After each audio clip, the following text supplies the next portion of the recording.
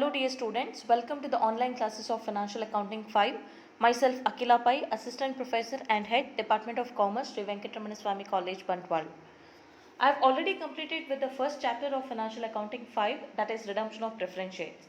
But later on, I could not post videos of lectures as I had to attend a compulsory orientation program for 28 days. So hereafter, I am again resuming my classes. So let me start with the next chapter, that is Valuation of Goodwill. In this session, we are going to discuss about definition and meaning of goodwill, features of goodwill, types of goodwill, need for the valuation of goodwill, and also methods of valuation of goodwill in brief. Now let us start the session. The first concept is definition of goodwill. According to Spicer and Pegler, goodwill may be said to be that element arising from the reputation, connection or other advantages possessed by the business which enables it to earn greater profits than the return normally to be expected on the capital represented by net tangible assets employed in the business. By this definition, we can understand that goodwill is that particular element of a business which arises because of the good reputation, good connection or other advantages possessed by a business organization which helps it to earn greater profits or extra profit, or which is also called super profits when compared to the normal return expected on the capital employed in one particular line of business. Okay, to understand it in a better way, I'll give an example. Let us suppose that you want to buy a refrigerator for your home. You will go to a showroom and you will ask the sales representative to show you the best quality and the one which has good brand name in the market. There might be refrigerators of LG company, Samsung company, Whirlpool, or even the refrigerators of local brands. But which one you would like to buy? You will opt for that particular company which has good brand name in the market. It may be LG company or Samsung company. It is because those two companies have already established their brand in the refrigerator segment, as a result of which they could attract more and more number of customers, and consequently they can also earn greater amount of profits when compared to the normal return expected in that particular line of business. So, such a brand name or good reputation which is established in the market, which enables the business organization to earn greater profit or extra profit, or which is also called super profit when compared to the normal return expected in one particular line of business, is called goodwill. Okay, if your business organization is able to earn some extra profit which is called super profit when compared to the normal profit, it means that your business organization has good brand name or good reputation in the market, which is termed as goodwill. Okay, I hope you understood this definition. Now let us take up the second concept, that is meaning of goodwill. Goodwill is the extra saleable value attached to an established and prosperous business over and above the intrinsic value of net assets. Okay, so here this meaning has to be understood from the point of view if you are going to sell your business organization. Okay, so if you are selling your business organization, how you are going to generate the extra saleable value? Because you possess goodwill.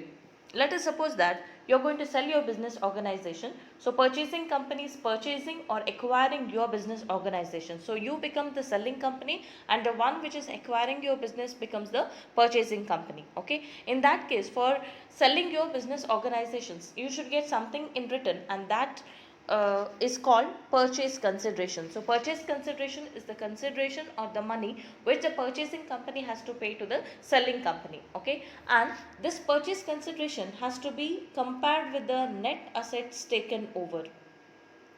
So now what is the meaning of net assets? Net assets is the difference between total agreed values of all assets taken over and the total agreed value of all liabilities taken over. So when you take the difference between those two, you get the net assets. Okay. Now when you're going to sell your business organization, in order to see whether you have got any money for value of goodwill which is possessed by your organization, you have to compare the purchase consideration with that of net assets. So let us suppose that the net assets taken over by the purchasing company is 8 lakh. Okay, total agreed value of all assets taken over minus total agreed value of liabilities taken over, difference has now come to 8 lakh rupees. So this is the net tangible asset taken over by the purchasing company. But the purchase consideration is fixed at 10 lakh rupees, which means that you are able to earn, or you are able to get something extra when compared to the net asset taken over. So which means that out of 10 lakh rupees of purchase consideration, 8 lakh rupees will be towards the net asset taken over, and remaining 2 lakh extra saleable value is there for your business, and that is because your business has good reputation in the market, which is called goodwill. Okay, so 8 lakh will be towards the net asset and 2 lakh will be towards the goodwill. So this is how you generate the extra saleable value when compared to the net asset taken over, if at all you are going to sell your business organization. Okay, so now let us go back to the previous slide.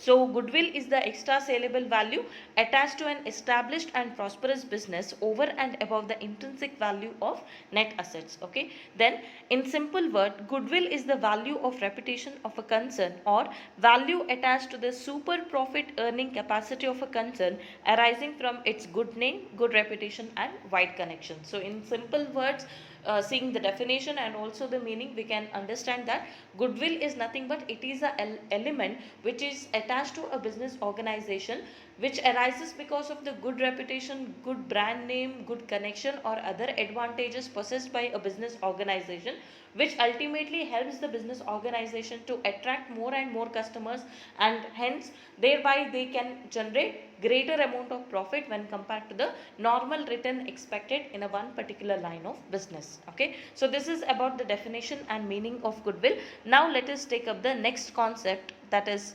features of goodwill. The next concept is features of goodwill. The first feature says that goodwill is an asset. Over the years from your PUC, you have been preparing the balance sheet. Where do you show this goodwill? Goodwill is always shown on the asset side of the balance sheet because it is an asset. Okay. Then the second feature says that it is an intangible asset. Okay. Normally the assets are classified into two categories. The first one is tangible assets and the second one is intangible assets. Tangible assets are those assets which we can see or touch. Okay.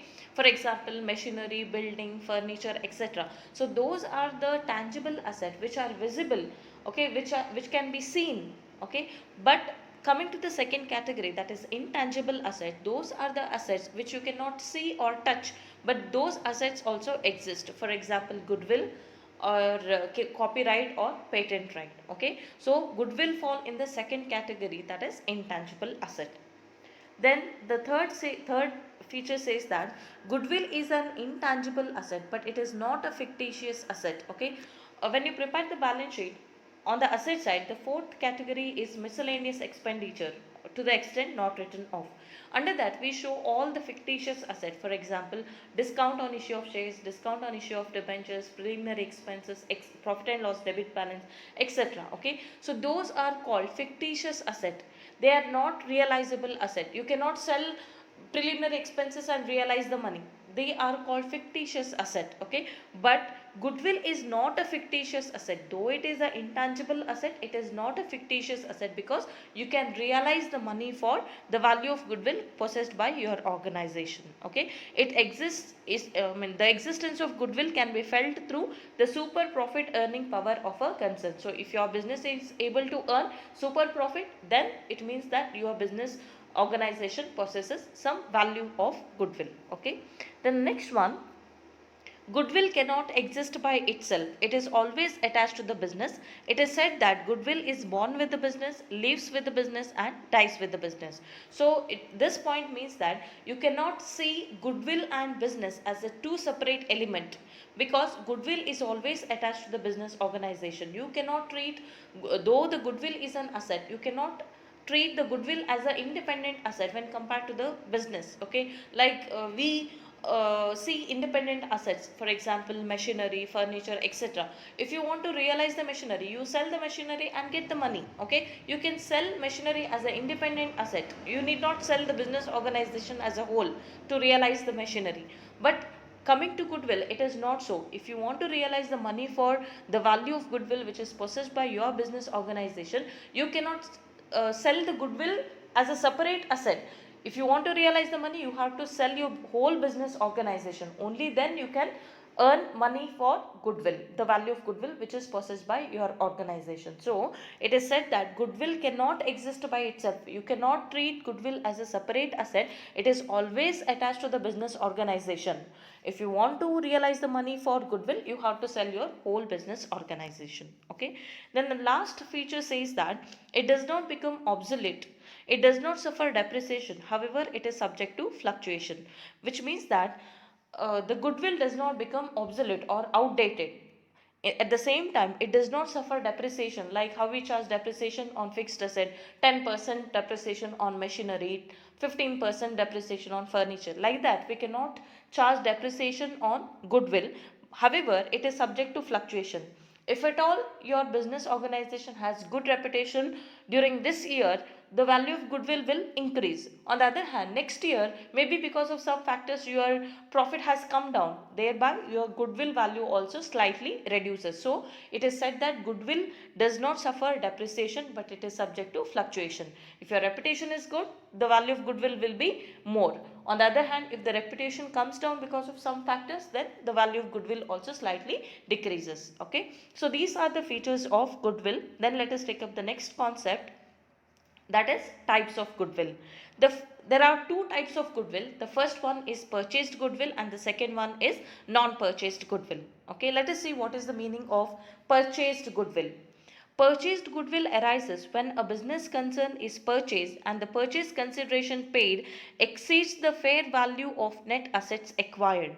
The purchased goodwill is shown on the asset side of the balance sheet. I gave the example while discussing this point. Okay, that is, while acquiring the business organization, if you are paying something extra when compared to the net asset taken over, and that extra amount will be towards the value of goodwill. Okay, so here when I gave the example, I said that there are two companies, selling company and purchasing company. So purchasing company is acquiring the business of selling company by paying 10 lakh rupees as the purchase consideration. Okay, anymore, after acquiring the business, whenever the purchasing company prepares its financial reports, then this 2 lakh rupees should be shown as value of goodwill, because they have paid money for acquiring that goodwill, which is called purchased goodwill.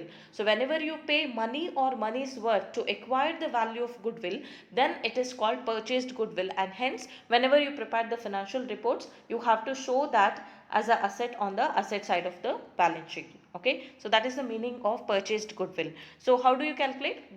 Purchased goodwill is equal to purchase consideration minus fair value of net tangible assets taken over. Then coming to the second type of goodwill, that is non-purchased goodwill or inherent goodwill.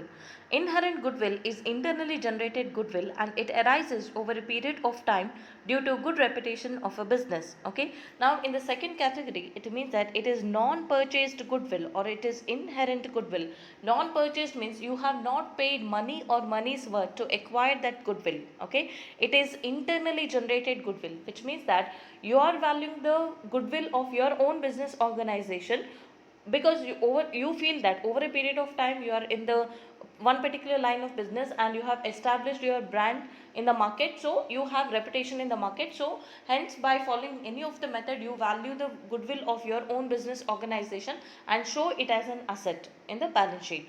But earlier, they were showing this kind of non-purchased and inherent goodwill also as an asset, but according to the revised accounting standard, it says that according to 26, which relates to intangible asset, it says that unless you pay money or money's worth to acquire the value of goodwill, you cannot show it as an asset. Okay, that is according to revised accounting standard 26, which is relating to intangible asset. Even the accounting standard 10, which relates to the fixed assets, also says the same thing. Unless money or money's worth has been paid to acquire one particular asset, you cannot show it as an asset. So out of these two out of these two types of goodwill, now which one you are going to show it as an asset? Only the first category, that is purchased goodwill. Okay, now let us go to the next concept, that is need for the valuation of goodwill. Or need is also means under which circumstances you have to calculate the value for goodwill. The first one on the conversion of a private limited company into a public limited company. So whenever there is a private limited company which has to be now converted into a public limited company, you have to calculate the value of goodwill. Then on the amalgamation of two or more joint stock companies. So let us suppose that there are two joint stock companies which have decided to amalgamate. They are coming together to form a new company, or they are joining together to do a business which is called amalgamation. Okay, at the time of amalgamation also you have to calculate the value of goodwill. The next one on the absorption of one company by another company. So there are two companies, one is bigger one and one is smaller, the other one is smaller one. So here the bigger company is absorbing the business of smaller company. So whenever the absorption takes place, that is one company is absorbing or taking over the business of other company, in that circumstance also you have to calculate the value of goodwill. Then the next one is on the external reconstruction of a company. So there is one company which is running under loss year after year.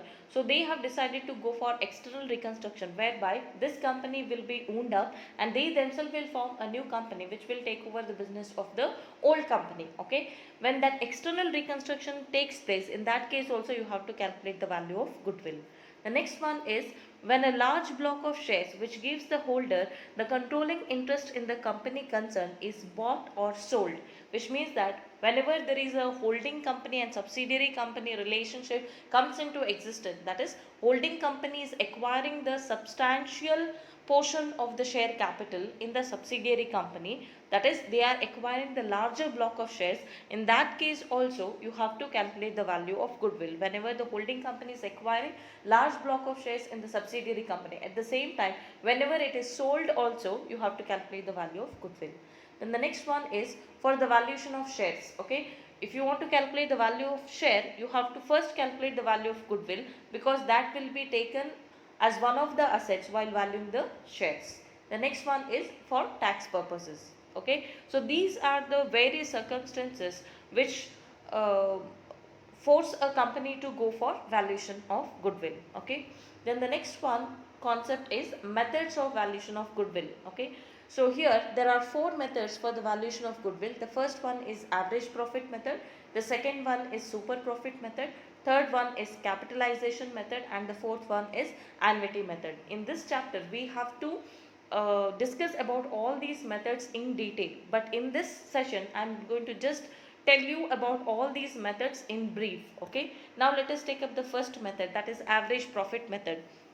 Under the average profit method, what do? Is we calculate the average profit, that is total profit divided by number of years, and that average profit will be taken as the base to calculate the value of goodwill, and that will be based on certain number of years purchase. So here certain number of years purchase is nothing but how many times of the average profit should be taken as the value for goodwill. So the formula here would be average profit into number of years of purchase. I have given a very simple example here. The profit of the firm for the last 5 years are 20,000, 16,000, 24,000, 10,000 and 12,000. So they have given us profit for last 5 years. Calculate the value of goodwill on the basis of 3 years purchase of the average profit of past 5 years. So 3 years purchase is nothing but 3 times the average profit. So let's see the solution here. The first step for the calculation of average profit, total profit of 5 years divided by number of years, 82,000 divided by 5, we get average profit of 16,400. Then we have to calculate the value of goodwill. So value of goodwill is equal to average profit into number of years of purchase, that is 16,400 into 3. The value of goodwill comes to 49,200. So this is how we calculate the value of goodwill in the first method, that is average profit method. Okay. Then the second method is super profit method. Just like the previous case, here in the second method, super profit earning capacity of a business is taken as the base to calculate the value of goodwill. So here under this method, goodwill is calculated on the basis of certain number of years purchase of the super profits. Okay, as I said while discussing the theory part, super profit is nothing but it is the extra profit earned by a business organization when compared to the normal profit. So the formula to calculate the super profit would be super profit is equal to adjusted average profit minus normal profit. Okay, so the difference between these two will give you the super profit, and then the formula to calculate would be goodwill is equal to super profit into number of years of purchase. I have given a very simple example. A firm with an average capital employed of rupees 16 lakh is expected to earn 4 lakh per annum in the future. Calculate the goodwill at 3 times the super profits, taking normal rate of return as 15%. So here in this example they have given us what is the capital employed. The capital employed is how much? 16 lakh. Okay. Then they have given what is the expected profit in the future. So that can be taken as the average profit. On an average, what is the profit they are going to get in the future? That is 4 lakh per annum. And we have to calculate the value of goodwill 3 times the super profit, taking the normal rate at 15%. So let us calculate. So first we will be writing what is the adjusted average profit. So here adjusted future profit. Okay, sorry, average future profit. Then we have to calculate the normal profit. Normal profit is 15% on the capital employed, which comes to 2,40,000. Then the super profit is equal to average future profit minus normal profit, that is 4 lakh minus 2,40,000, which comes to 1,60,000. So value of goodwill is equal to super profit into number of years of purchase. So the value of goodwill would be 4,80,000. So this is a very simple example to be calculated under super profit method. Okay. Then the next third method is capitalization method. So here the capitalization method again subdivided into two types. The first one is capitalization of average profit method, and the next one is capitalization of super profit method. In the first step, first we calculate the average profit and then it will be capitalized at the normal rate of return to calculate the value of goodwill. So the formula would be average profit divided by normal rate of return into 100. Similarly, in the second method also we capitalize the super profit to calculate the value of goodwill. Okay, super profit divided by normal rate of return into 100. Then so I have not given example because we are going to discuss all these method in detail along with various illustrations. Okay, then the next one is annuity method. The last fourth method for the valuation of goodwill is annuity method. So under this method we have to calculate the value of goodwill based on the discounted value of the amount calculated as per purchase of super profit method, which means that first we need to calculate what is the super profit and then we have to multiply the annuity value which is given in the question. Okay, annuity value is nothing but what is the discounted value of the rupee for certain number of years at certain rate of interest. Okay, so these are the four methods. The first one is average profit method, second one is super profit method, third one is capitalization method, and fourth one is annuity method. So these are the various methods we have for the valuation of goodwill. So let us discuss all these methods in detail in the upcoming videos. So here in this session I have completed all the concepts which I have planned for. The first we discussed about definition of goodwill, then meaning of goodwill, features of goodwill, need for the calculation of goodwill, then types of goodwill, and now also the methods of valuation of goodwill in brief. Okay, so let us meet up in the next class. Thank you for watching.